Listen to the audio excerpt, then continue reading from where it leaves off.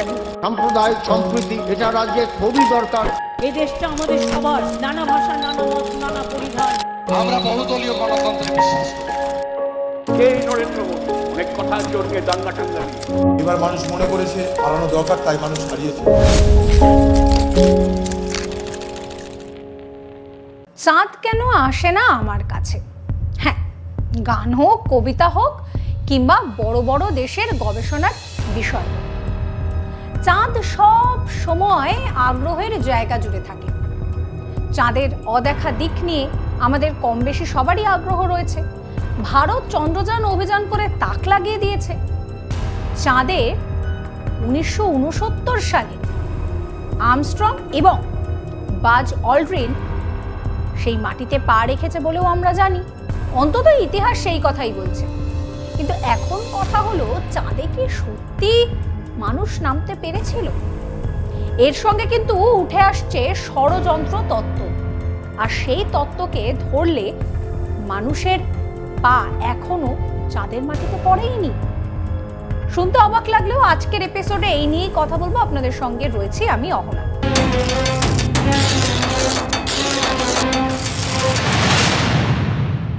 Conspiracy theory এ নিয়ে যারা চর্চা করেন, তারা চাঁদের মাটিতে মানুষের পা রাখার ইতিহাস প্রাচীন দাবিকে একেবারেই নস্যাৎ করে দিচ্ছেন। তারা বলছেন যে চাঁদে মানুষের পা রাখার যে দাবি আমেরিকা এতদিন করে এসেছে তা একেবারে ভুয়ো। তারা বলছেন যে সবটাই নাকি হাইটেক সিনেমার মতো ক্যামেরার কারসাজি। আদপে পৃথিবীর মাটিকে ক্যামেরার কৌশলে চাঁদের মাটি হিসেবে দেখানো হয়েছে। এই কথার নেপথ্যে তারা কিন্তু বেশ কয়েকটা যুক্তিও দিচ্ছেন, সেগুলো একটু আপনাদের সঙ্গে ছোট্ট করে শেয়ার করি। চাঁদের মাটিতে দাঁড়িয়ে থাকা আমেরিকান পতাকার ছবি ঘাঁটলে সত্যি একটু হলেও অবাক হতে হয়। বাজ অল্ড্রিন চাঁদের পৃষ্ঠে দাঁড়িয়ে স্যালিউট করছেন আমেরিকার পতাকাকে। এই ছবি অ্যাপোলো 11 মিশনের অন্যতম আইকনিক ছবি। সেই সময় ওই ছবিটিকে অনেকেই রাশিয়ার সঙ্গে স্পেস রেসে এগিয়ে যাওয়া প্রচ্ছন্ন আমেরিকান বার্তা বলেই ধরে নেয়।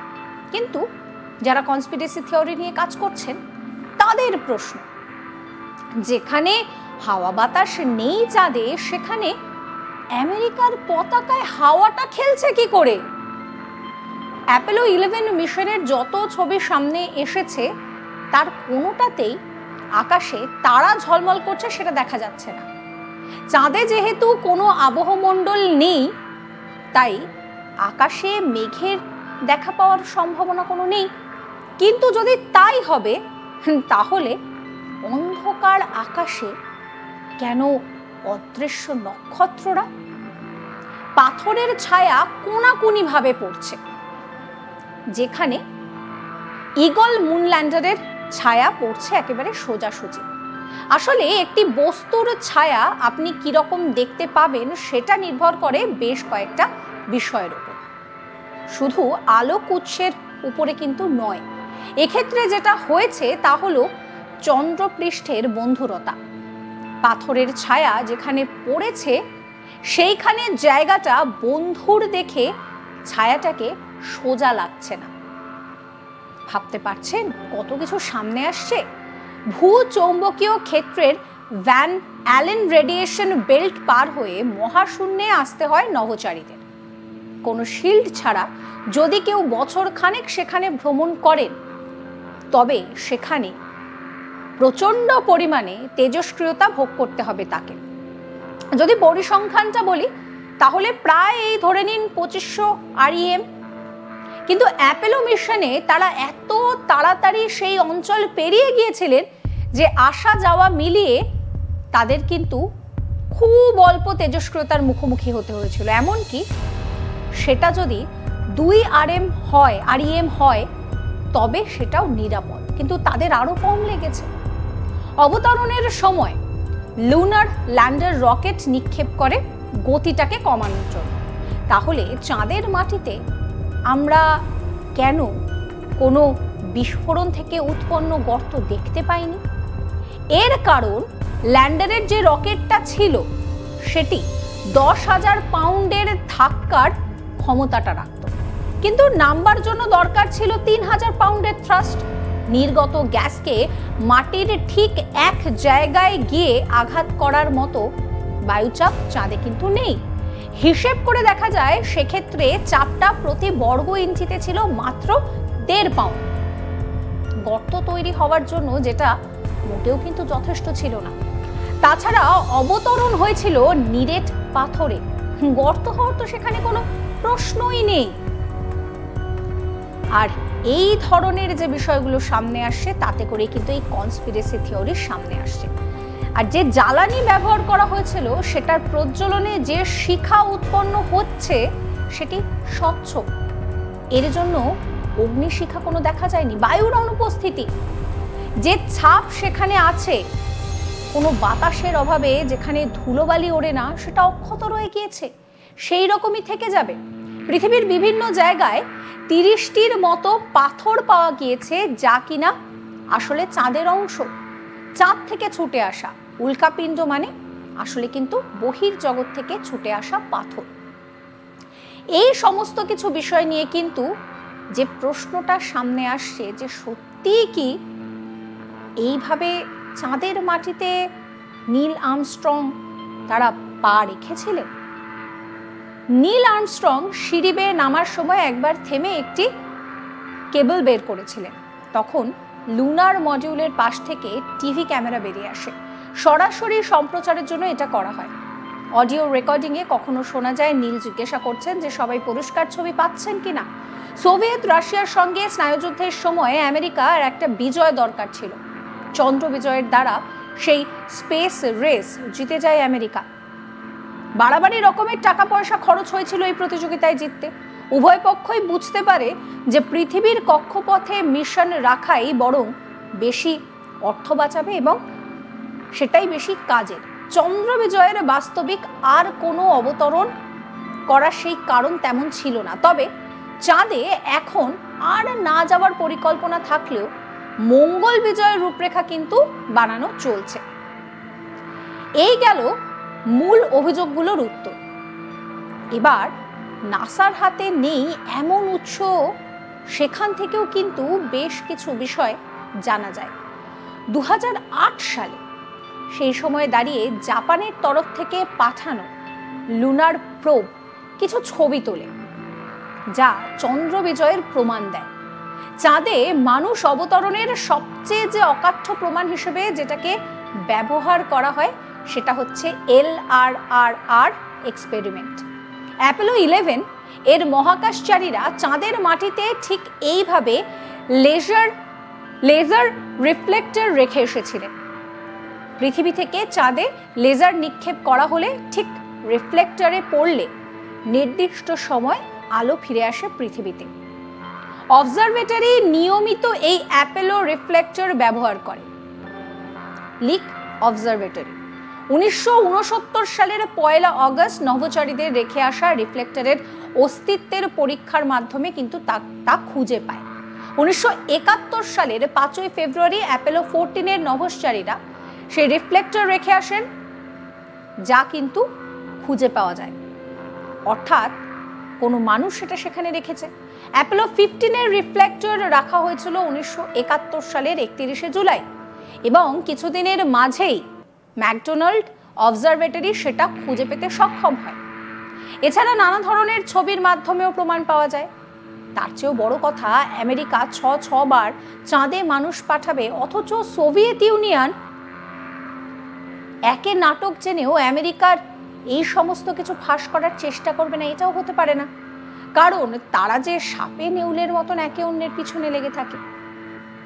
জ্যোতির্বিজ্ঞানী রিক ফয়েনবার্গ বলছেন যে যারা চন্দ্রাভিযান অস্বীকার করেন তাদের যুক্তিগুলো বিজ্ঞান নয় বরং রাজনৈতিক বা আদর্শগত উদ্দেশ্য প্রসূত। অ্যাপোলো 11 শুধু একটি চন্দ্রাভিযান নয়, এটি মানব ইতিহাসে সাহস, প্রযুক্তি ও কল্পনার চূড়ান্ত সাফল্যের প্রতীক। যেহেতু চাঁদে আলোর উৎস একমাত্র সূর্য, তাই তার মাটিতে পড়া ছায়ার প্রকৃতি একই রকম হওয়ার কথা। কিন্তু চন্দ্রাভিযানের ছবিগুলোতে পরিষ্কার দেখা যায় যে বিভিন্নভাবে ছায়া পড়েছে, যা একমাত্র তখনই সম্ভব যখন আলোর উৎস একাধিক হয়। অর্থাৎ কোনো স্টুডিওয়ে শুটিং করলে যেমন একাধিক আলোর উৎসের কারণে ছায়ার বিভিন্নতা দেখা যায়, এখানে সেটাই দৃশ্যমান, যা বুঝিয়ে দেয় চাঁদে এই নীল আর্মস্ট্রংদের পা রাখার ব্যাপারটা ফেক। চাঁদের মাটিতে প্রথম পা রাখেন নীল আর্মস্ট্রং।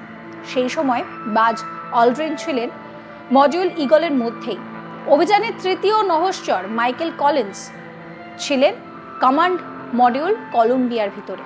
তাহলে আর্মস্ট্রং ইগলের দরজা খুলে সিঁড়ি বেয়ে নেমে আসছেন চাঁদের মাটিতে, সেই দৃশ্যটা শুট করলো কে? এই প্রশ্নগুলো যারা কনস্পিরেসি থিওরি নিয়ে কাজ করেন তারা সামনে রাখছেন। এখান থেকে যে প্রশ্নটা সামনে আসছে যে চাঁদের মাটিতে তাহলে নিশ্চয়ই আগে থেকে ক্যামেরাম্যান পাঠানো হয়েছিল, সেই ছবিটা তুলেছে, কিন্তু সেটা তো হয়নি। এই ধরনের ষড়যন্ত্র তত্ত্ব আরও আসছে। কিন্তু সত্যি এইসব দাবির কি কোনো সারবত্তা রয়েছে? চাঁদে মানুষের পা রাখা কেবল আমেরিকানদের সাফল্য নয়, একে দেখা হয় গোটা মানব জাতির সাফল্যের এক অনন্য মাইল ফলক হিসেবে। সেক্ষেত্রে দাঁড়িয়ে বেশ কিছু প্রশ্ন সামনে আসে। যাই হোক, সেই সব ইন্টারনেটবিহীন পৃথিবীতে সর্বত্র আলোচনা ছড়িয়ে পড়েছিল নীল আর্মস্ট্রংদের নিয়ে। সেই ঘটনার অভিঘাত আজও রয়ে গিয়েছে। এখনো পর্যন্ত এটাই মহাকাশে মানুষের শ্রেষ্ঠ সাফল্য বলে ধরা হয়। কিন্তু আদপে কি সত্যি তা ফেক? শুনতে যতটা মুখরোচক মনে হয়, এই ধরনের যে ছবি সামনে আসে, সেই তত্ত্বগুলো বা সেই ছবিগুলো কিন্তু খুব একটা আজগুবি, নাকি কোনো মজবুত ভিত্তি রয়েছে? এই যে পতাকার কথা বললাম, যে ছবিগুলো সামনে আসে তাতে দেখলে পরিষ্কার বোঝা যায় যে পতাকায় উলম্ব এবং অনুভূমিক দুই অবস্থানে দুটি দণ্ড ব্যবহার করা হয়েছিল। কেননা চাঁদে যেহেতু বাতাস নেই, তাই পতাকা পুঁতলেও তা তো একেবারে দণ্ডের গায়ে ঝুলে থাকবে। সেই পরিস্থিতি এড়াতে ওইভাবে পতাকাটিকে তৈরি করা হয়েছিল। আর সেই কারণেই দেখে মনে হচ্ছিল যে পতাকাটি হাওয়ায় দুলছে। এই প্রশ্নটা হচ্ছে সামনে আসছে। আবার আকাশ তারাবিহীন থাকার কারণ হলো চাঁদে যখন আর্মস্ট্রংরা নেমেছিলেন তখন হয়তো সেখানে দিন ছিল, আর নভশ্চরদের পোশাকও সাদা ঝলমলে, তাই যত ছবি তোলা হয়েছিল তাতে সূর্যের আলোর ঔজ্জ্বল্য থাকায় আকাশ তারাবিহীন দেখাচ্ছিল। মনে রাখতে হবে, সেই 1969 সালে ক্যামেরার গুণগত মানও কিন্তু আজকের মতো আধুনিক হয়নি।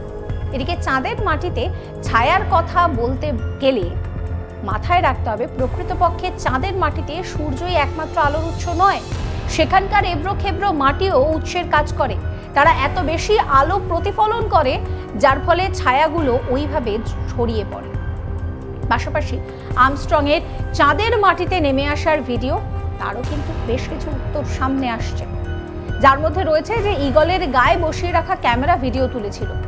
এছাড়াও যে দু একটা খটকা সৃষ্টি হয় সেই সবেরও কিন্তু পাল্টা ব্যাখ্যা রয়েছে। সবচেয়ে বড় কথা, ঠান্ডা যুদ্ধে আমেরিকার প্রতিদ্বন্দ্বী কিন্তু এমন দাবি করেনি, বরং বারবার তারা আর্মস্ট্রংদের গড়া ইতিহাসকে স্বীকৃতি দিয়েছে। কাজেই সব দিক থেকে বিচার করলে পরিষ্কার হয়ে যায় যে এই ষড়যন্ত্র তত্ত্বের সারবত্তা কিন্তু পুরোটা নেই।